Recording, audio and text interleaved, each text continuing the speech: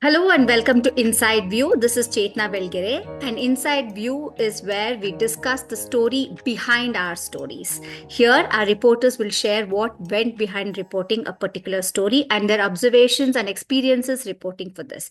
Today, we have with us our correspondent Sri Lakshmi from Kochi in Kerala, who reported about 15-year-old Mihir Ahmed's tragic death by suicide, allegedly due to bullying and harassment by his classmates in school. We welcome you, Sri Lakshmi. Welcome to the Inside View. Sri Lakshmi, Thank you. before we start, could you please briefly tell us what exactly the case is all about? This Mihir Ahammed, he is actually is a native of Tripunithura, and he found that uh, after falling from the 26th floor of an apartment where he is living, it was on January 15th that tragic incident happened, and later uh, his mother known that all these bullying and ragging that has happened to Mihir. Okay. Okay. First, let me start by acknowledging that exceptional care that you have taken in reporting this story, Sri Lakshmi. I mean, I read all your stories coming in about Mihir, and it is with great sensitivity that you have written about this. And I think that is the way we journalists, we should handle this particular case.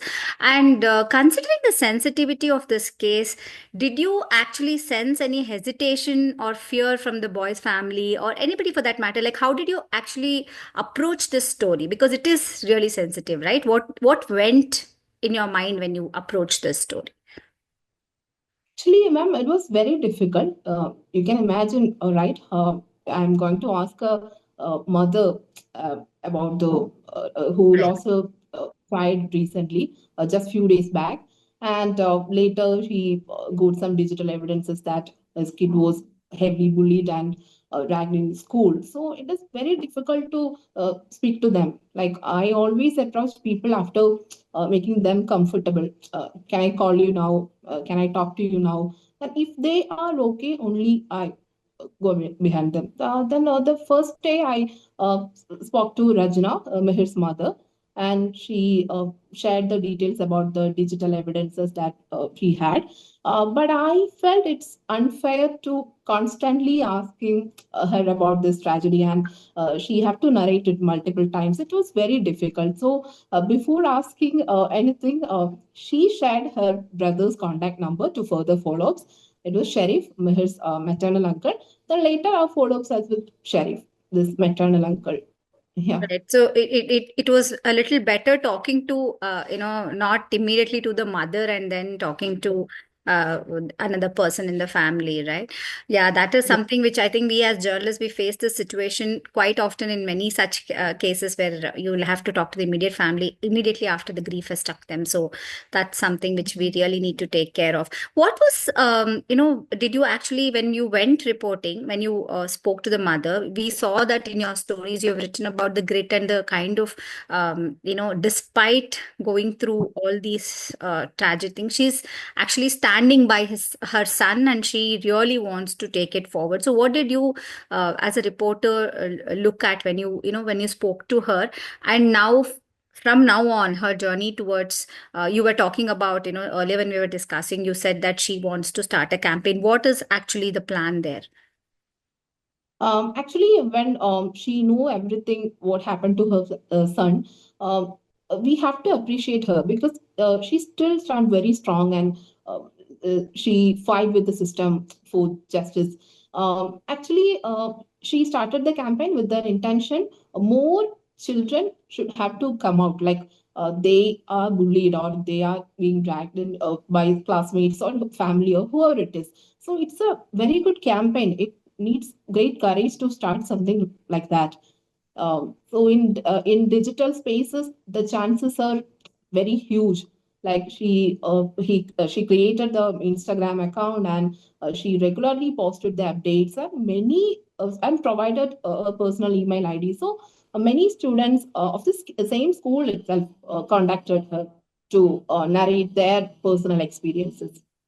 So when you are doing when you're covering the story, this is an important topic. We did discuss in our editorial meetings also on how, college level there is some kind of system in place to look at ragging and, to prevent these kind of incidents. But at school level, it is still a very difficult situation. So what did you come across in Kerala schools?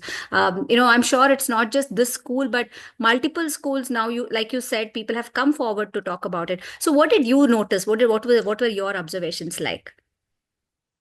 Actually, Chidna, maybe in our generation, most of us have some personal experiences. Like Right, I experienced bullying and body shaming in our school. So right. after Mihir's incident came to my notice, I first called my teacher. He taught me in my seventh standard and asked him about so what is happening in schools, how we address these kind of issues. So he shared many important things like the schools have I studied in an aided school. It was an aided school. So most of the aided schools and government schools have a proper system to address these kind of disputes and concerns of students. What Like do they do? it's like a principal can't only take a disciplinary action against a student. They have to inform their parents. They have to inform even the panchayat representatives too. So it's a very good thing because in all possible way, they make sure that the student is like they make sure the justice. We have to appreciate. It's very active. Beyond this PTA, they have mothers committee, Jakarta Samitis and all, where the students, teachers, and parents all are team members. It's a team. Like if a thing happened, if a bullying or anything which is concerned to student happened outside the school, they take up the issue and they immediately alert the police. So they taking care not inside the institution, but also they care the students out there. So I think it is like these government schools and aided schools address these issues very effectively to some extent. We can't say completely there is everything normal in all these Hmm. institutions, Yeah. but comparing to unaided schools, it is better in residential and government schools and all. In unaided schools, the problem is that the principal alone can take a disciplinary action against students. So when I spoke to many CBSE teachers, they said like that they have to maintain a goodwill, like that good label. We are very strict. We Hmm. are very like obedient students. So we are raising very obedient students, and all those things. They take disciplinary actions like suspension for even very minute issues. The student was suspended from the school. So there is a very big difference between schools handling Right. these kind of issues. Right. So, I mean, I'm sure even in this particular school, they immediately came out with a statement saying, they denied a lot of allegations and things like that, right? So, how did you, when you were, dealing with this story itself, like, what was the toughest part for you to cover the story? Because you have, like, here, see, police is involved, there is school involved, and there is parents involved. So, obviously, as a reporter, our heart goes out to the victim, definitely the survivor. So, what really went through, how did you balance that, how did you make sure that you got all of these things right, and also was there like a pressure or anything of that sort to direct you in a particular way to go about reporting this story? Actually, the toughest part was dealing with the school authorities because we tried many times for the principal's contact and all. So they asked me, where are you from? What is the media house name? And share all those details. Then I shared our website details and all, who are our editors and all those details. I shared everything. Then they said like they can't make a statement. They will release they will share Real the press statement. release. Mhm. Yeah, the school was very actually not cooperative at the beginning stage, but later when police and the education department intervened in this matter, they properly they started to regularly share the updates with us. So when you said that you did check with majority of the schools, like both government aided and then even private schools, did you see any kind of patterns in bullying or any of these school culture kind of thing that goes beyond this particular case? Like, did you see any patterns of bullying?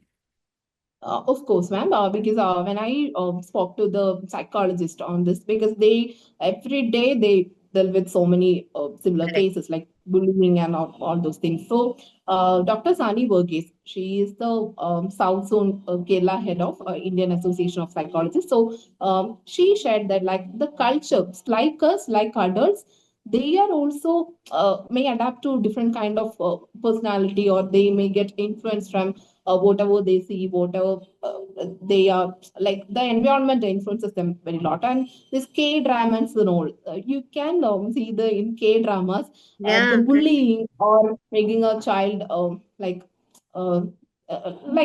bullying is a normal thing, Yeah, it's or it's making considered a as laugh. the yeah in most of these. Yes, Yeah. and ignoring a student and listing like in Mihir's class, one thing happened is that they listed students according to their appeal to impress others.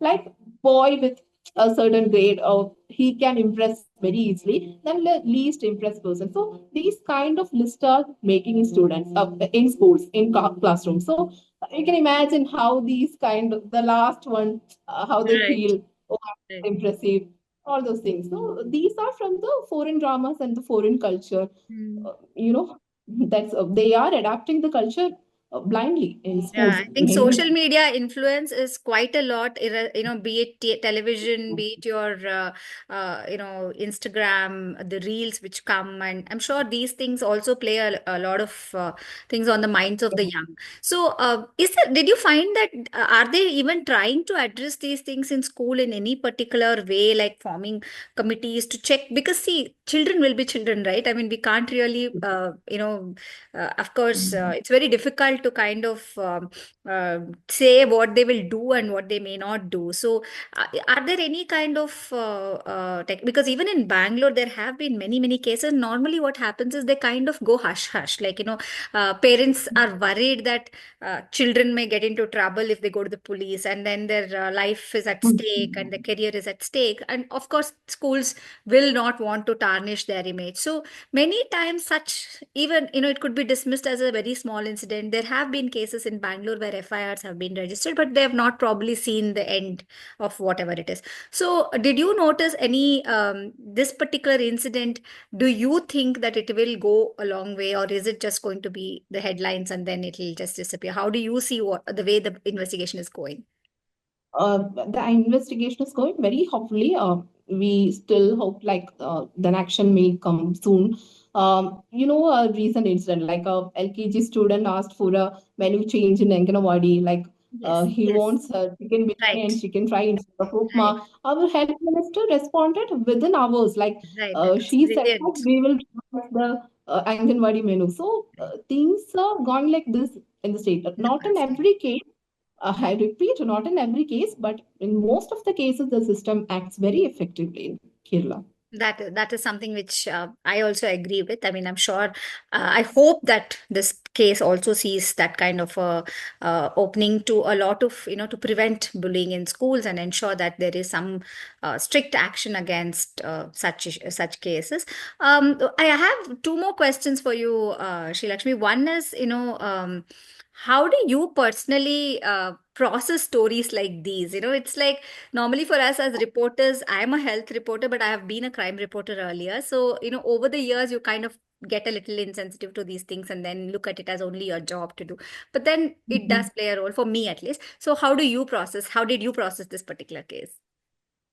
Does it stay with Actually, you, or you write it out and then what happens? I know it's not professional to get too attached with the people we got in touch or anything, but I still have to improve in that part. I easily get affected to that issue, and even I got personally, I suffer a lot. Before the Mihir's case, I while dealing with Nimisha Priya's mother, it was very hectic for me because I spoke to a lady, she is in M1 and we are regularly in touch, in contact with Millie. On the first day when I spoke to her, she didn't open up anything. She just started to crying. So then I ended up the call like I didn't want to put anyone previous to a byline or an interview or something like that. But surprisingly, on the next day, she called me back and she started to cry a lot, and she literally she shared everything, everything what that happened in their lives, and what she is going through. She shared everything. So I believe, like, beyond this byline and or any good report or some kind of stuff, if we show a genuine concern to people, like, uh, we approach them with a little empathy or something, they trust us. They trust us blindly because they hope that our reports might ensure a justice for them, and they believe us. So it's our responsibility uh, to handle, or to filter this, what they share, what have to be on report, what shouldn't write. So it's a very hectic process, but I think you have done a great job there, Sri Lakshmi, in actually being very sensitive in reporting Mihir's case and even the earlier case as well.